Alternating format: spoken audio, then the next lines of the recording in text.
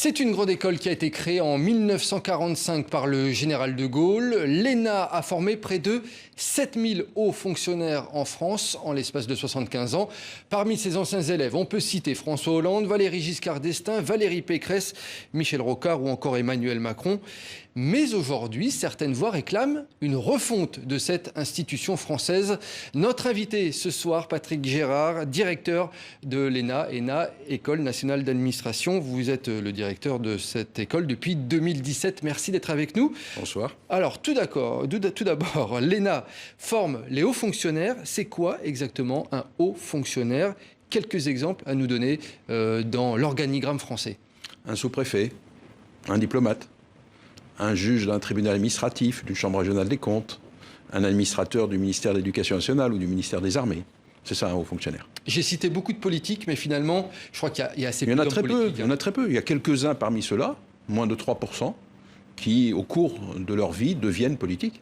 Souvent parce qu'ils se présentent à des élections et que le peuple français choisit de les élire, mais c'est une toute petite minorité. 200, je crois, en 75 ans à peine. 200, 220. Ouais. Alors comment ça se passe concrètement, l'ENA? Moi je me demande, cette institution dont tout le monde connaît le nom, c'est des cours théoriques, c'est des missions sur le terrain, c'est des stages, concrètement ça se passe comment? C'est la première école en France, créée par le général de Gaulle, qui a inventé l'alternance. C'est-à-dire qu'il y a des stages, on envoie les élèves en stage, dans des ambassades pour se rendre compte de ce qu'est la France dans le monde, dans les préfectures pour être sur le terrain et en entreprise. Par exemple, à cette heure-ci, il y a 82 élèves de l'ENA qui sont dans des PME. Il y en a qui font de la pêche, il y en a qui font de la scierie, il y en a qui s'occupent d'aliments pour les animaux. Et donc, ils travaillent la moitié du temps sur le terrain et l'autre moitié à Strasbourg. Et là, on les forme à transformer l'action publique, à s'occuper un peu plus des Français, à savoir débattre, à savoir écrire un texte, à savoir négocier. Alors justement, il y a beaucoup de gens qui pensent que les hauts fonctionnaires de l'ENA sont un peu coupés des réalités. Pour vous, c'est une idée tout simplement fausse? Peut-être que certains, au cours de leur carrière, deviennent coupés des réalités. Parce que l'État n'est pas toujours capable de les faire bouger sur le terrain et alterner les positions en région et puis à Paris. Mais je crois que quand ils sortent de l'école, ils sont tout à fait conscients des réalités. Alors Emmanuel Macron avait l'an dernier soulevé un lièvre par rapport à l'ENA, dont il a été, l'ENA Emmanuel Macron. Sûr. Il avait appelé à supprimer l'ENA dans sa forme actuelle, en tout cas. Écoutez. Je pense que pour faire la réforme que j'évoquais, il faut supprimer, entre autres, l'ENA. Mais pas pour se donner le plaisir de supprimer l'ENA, pour bâtir quelque chose qui fonctionne mieux, tel que je l'ai dit. Il faudra d'ailleurs sans doute garder les locaux, les agents qui y sont et qui sont d'excellente qualité et profondément engagés. Mais je ne crois pas, sur ce sujet, je ne crois pas du tout, en quelque sorte, au rafistolage. Patrick Gérard, vous aviez été surpris de cette prise de parole et de position d'Emmanuel Macron? Je savais qu'il allait le dire. Donc je n'ai pas été complètement surpris, mais ce qu'il a voulu dire, c'est qu'il faut qu'on fasse plus attention, je crois, à deux sujets. Un, la diversité sociale à l'entrée à l'école, et deux, à la façon dont, effectivement, les hauts fonctionnaires français sont plus attentifs aux besoins de leurs concitoyens. Je crois que vous avez des classes préparatoires pour des jeunes de milieux défavorisés actuellement. Voilà, on a 2 classes préparatoires, une à Paris, une à Strasbourg. Sur les 135 élèves qui sont passés dans ces classes préparatoires depuis leur création il y a à peu près 10 ans, on en a plus de 100 qui ont réussi des très grands concours administratifs, dont certains l'ENA. Alors il y a aussi des élèves étrangers qui viennent de l'étranger, qui sont formés à l'ENA. Je vous propose, Patrick Gérard, de regarder ce sujet tourné au Sénégal par notre correspondante Hélène Renaud, et elle a retrouvé la trace de l'un d'entre eux. Celle-là, je crois que les deux sont été à Bercy. Et la Pakistanaise là, c'est elle qui est devenue ambassadrice en Corée du Sud. On n'a pas encore de ministre, mais ce sera bientôt avec Seydou. Une photo de classe, pas comme les autres. Yorodia et Seydou Touré se replongent dans leurs souvenirs de leur année à l'ENA en 2003. Avec une bourse de l'État français, les deux anciens élèves avaient pu se former à la haute fonction publique en France. Alors qu'à Paris, le débat sur le manque de diversité sociale dans les grandes écoles fait rage, pour eux, la question ne se pose même pas. Moi, mon père n'était pas inspecteur des finances, mon père n'était pas diplomate, mon père était imam, mon père n'a jamais été à l'école, ma mère n'a jamais été à l'école. Donc moi, si j'ai pu aller à l'ENA, c'est parce que l'école publique fonctionne encore au Sénégal. Donc, si la France a l'impression que les ENA se reproduisent, ce n'est pas la faute de l'école. Peut-être c'est la faute de l'école publique française qui ne fonctionne plus. Et c'est ça la République, c'est le système qui abolit le hasard de la naissance pour le remplacer par le mérite. Yorodia est chef d'entreprise, Seydou Touré, directeur de la communication du port de Dakar.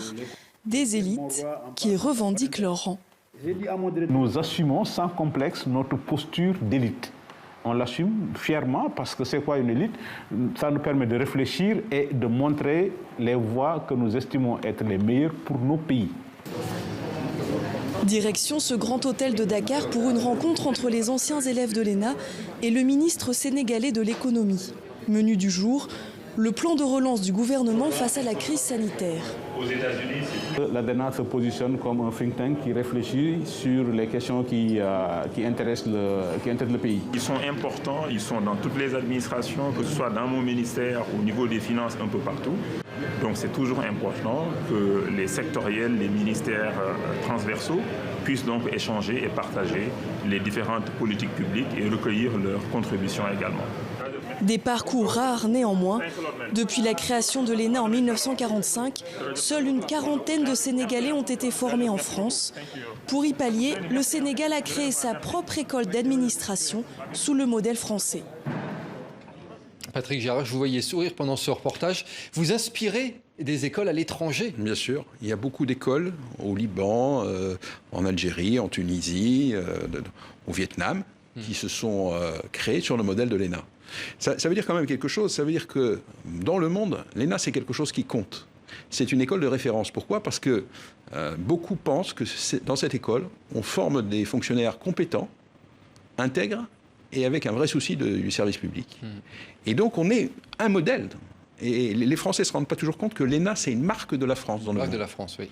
Et on a 3700 élèves étrangers qui ont été formés à l'ENA. Aujourd'hui, l'ambassadeur du Liban en France, l'ambassadeur du Japon en France, l'ambassadrice d'Italie en France, le Premier ministre du Mali, le Premier ministre de Tunisie, des ministres en Belgique, la vice-première ministre des Pays-Bas sont des anciens élèves de l'ENA. C'est un peu comme ce que fait TV5 Monde pour la francophonie. C'est quelque chose qui compte beaucoup dans le monde et c'est une référence assez exceptionnelle.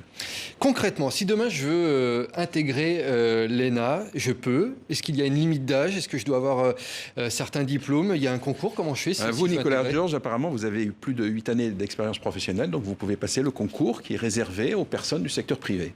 Et puis, il y a un concours qui est réservé aux étudiants, au moins niveau master ou Sciences Po, ou Normal Sup, ou une école de commerce avant.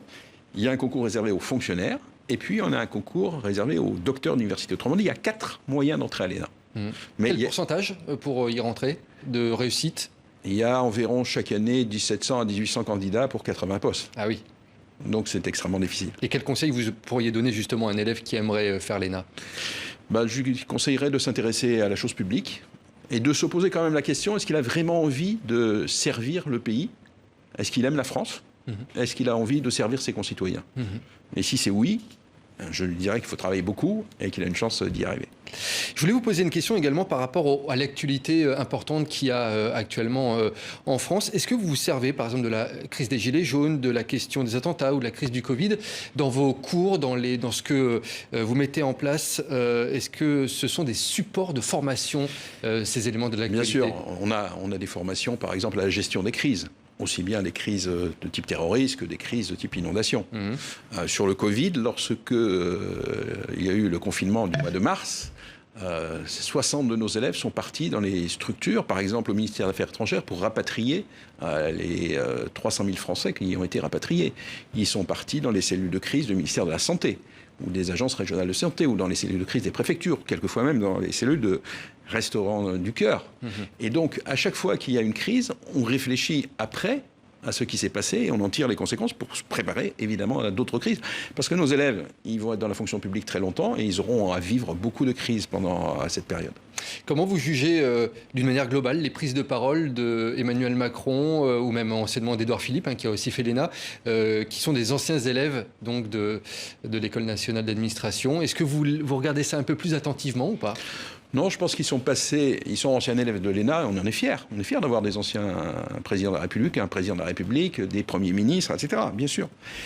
Mais ils sont passés à une autre phase, qui est la phase politique. Ce sont devenus des hommes et des femmes politiques. Et donc, quand je les regarde, je pense qu'ils ont été élèves de l'école, mais je pense que d'abord, ils ont eu l'onction du peuple pour diriger la France. Et donc, encore une fois, c'est une toute petite exception parmi les élèves de l'ENA. Bon, pour terminer, j'ai une petite question un petit peu personnelle à vous poser.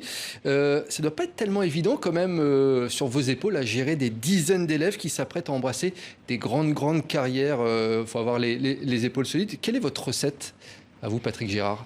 D'abord, les élèves, ce sont des élèves, donc on les considère comme des personnes humaines et on les respecte, mais naturellement, on leur dit ce qui ne va pas. Et on leur dit ce qui va. Et on organise l'enseignement de plus en plus sur le modèle des compétences, en leur disant quelles compétences il faut acquérir, et puis comment on les acquiert, et on les suit. Et quand les choses ne vont pas, on leur dit. Voilà. Vous prenez peut-être dans votre bureau en conseil de discipline un futur président de la République? Peut-être, mais ça m'est complètement égal. Je prends tous les élèves sur un plan d'égalité, et quand il faut en corriger un ou un autre, eh bien on le fait tout à fait naturellement. Bon, merci beaucoup Patrick Gérard d'être venu sur le plateau de TV5 Monde, et puis peut-être que je réfléchirai pour passer le concours l'année prochaine, on verra. On verra, mais c'est pas moi qui déciderai, c'est un jury indépendant. Eh ben c'est parfait. Merci en tout cas Patrick Gérard, donc directeur de l'ENA, l'École nationale d'administration.